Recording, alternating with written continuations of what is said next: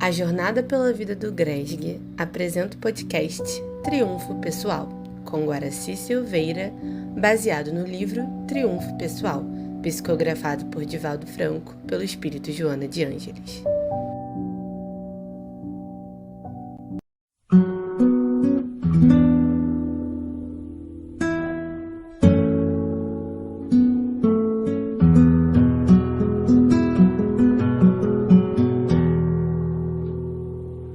Olá, prezados amigos e amigas que estão estudando conosco o livro Triunfo Pessoal da mentora Joana de Ângeles. Eu sou o Guaraci de Lima Silveira e hoje nós estamos entrando no capítulo 2 do livro Triunfo Pessoal, que a Joana de Ângeles denominou de O Ser Pensante. Então ela vai tratar aqui neste capítulo três situações bem interessantes, que é a inteligência, sentimentos e vontade. Então ela inicia o estudo dizendo o seguinte: o atributo por excelência que diferencia o ser humano do animal em escala zoológica inferior é o pensamento. Do ponto de vista filosófico, o pensamento é a faculdade psíquica que abarca os fenômenos cognitivos diferindo do sentimento e da vontade. Então aqui ela faz uma comparação e dessemelhança entre pensamento, sentimento e vontade. Por quê? Porque são situações independentes. Eu sinto, eu penso, eu faço. Então vai sentimento, pensamento e vontade. O que, aliás, seria bom pensarmos, já colocamos aqui de uma vez, que existe uma hierarquia de reações internas em cada um de nós. Então, digamos assim, eu tenho um estímulo. Este estímulo pode ser interno ou externo. Este estímulo provoca em mim uma emoção. Esta emoção vai promover, ela vai trabalhar meus sentimentos. Os sentimentos, ele vai dialogar com a memória, e a memória então vai dizer o que eu devo realizar, se aquilo é bom, se aquilo não é, se eu tenho boas lembranças ou más lembranças. E dentro da memória nós vamos encontrar os afetos e os desafetos. Quando o sentimento vai ao afeto, a resposta é pronta, imediata, aceite e tudo bem. Quando é o desafeto, não aceite. E quando é uma memória neutra, ela vai dizer assim, não, pensa bem, né, analisa bem. Daí o sentimento manda para o pensamento. Daí o pensamento vai analisar, vai ver, vai colocar aquilo dentro de um parâmetro de ação. Daí vem a fala, eu vou falar, eu vou agir. Então esta é a hierarquia. Eu tenho o estímulo vai gerar uma emoção, essa emoção vai consultar o sentimento vai consultar a memória, e daí vai agir em torno de uma palavra, e dessa palavra pode gerar uma ação. Então é importante entender isso. Então são fatores separados. Isso acontece conosco, prezados amigos e amigas, de uma maneira muito rápida. Às vezes você tem uma emoção, por exemplo, você encontra uma pessoa na rua, e aquela emoção, ela te gera várias situações. Então você vai direto na memória e fala, nossa, essa pessoa é muito boa, essa pessoa é muito amiga, e vai direto já abraçando e falando coisas bonitas, e quanta saudade, aquela coisa toda.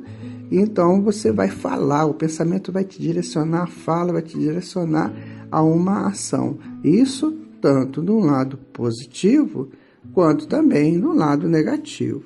Não é? Então, continua Joana. Mediante o pensamento, é possível a apreensão lógica das coisas, do ambiente, do raciocínio, do conhecimento, responsável pela capacidade de perceber a beleza, identificar os sentimentos e elaborar programas de direcionamento, constituem um dos mais admiráveis tesouros com que a vida honra o ser antropológico no seu infindável processo de evolução. Mais na frente ela vai falar de uma maneira mais profunda sobre isso. Mas olha que interessante que é o pensamento. Nós, às vezes, vivemos uma vida inteira, uma encarnação inteira, e não sabemos identificar isso. E vamos pensando, e a gente fica nessa coisa, nesse volumar de ideias que surgem, e muitas vezes ideias alegres, ideias felizes, outras vezes ideias tristes, e vamos vivendo nesse jogo sem parar para fazer uma reflexão de como isto ocorre. Daí que a psicologia atual, e mesmo já muito antigo, fala-se do autoconhecimento. Então eu tenho que me conhecer a partir das emoções que eu sinto, pelos estímulos que me chegam. De repente eu escuto uma música e essa música mexe comigo, vai lá no fundo de mim, daí gera uma emoção, essa emoção vai buscar o sentimento, aí vem aquele sentimento muito arrastado de saudade, de perda às vezes. Daí que nós temos que começar a analisar o que de fato é importante para nós. Será que ficar preso àquela música, aquela canção dos Beatles, aquela canção lá daquela novela que marcou minha vida, será que isso é importante? Será que isso constrói? Eu fico pensando muito nisso, sabe, prezados amigos? Eu não estou dizendo que sim ou que não. Mas quando eu sinto alguma coisa relacionada ao passado, eu às vezes analiso, será que vale a pena ficar preso a isso? Porque se eu achar que vale a pena, eu vou manter aquilo dentro de uma parte viva da memória. E se eu achar que não, eu já vou botando isso lá para o fundão.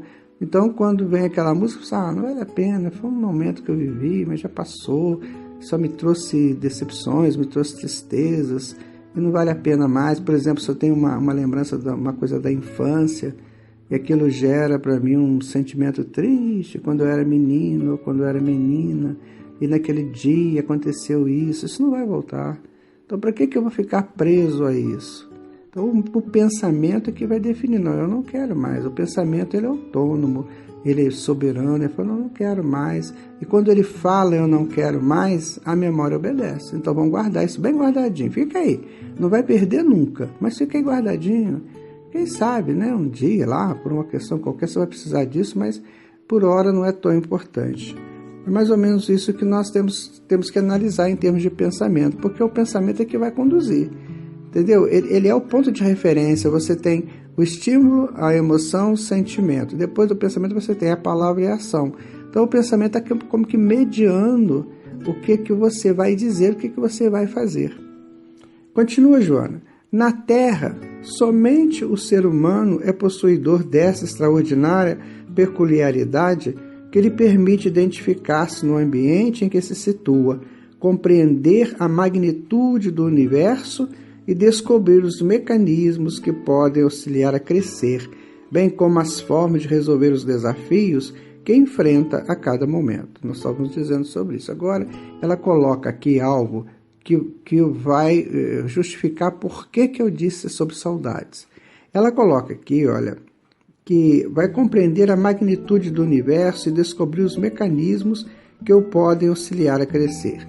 Nós vivemos no universo, sabe, prezados amigos e amigas? Isso é inconteste.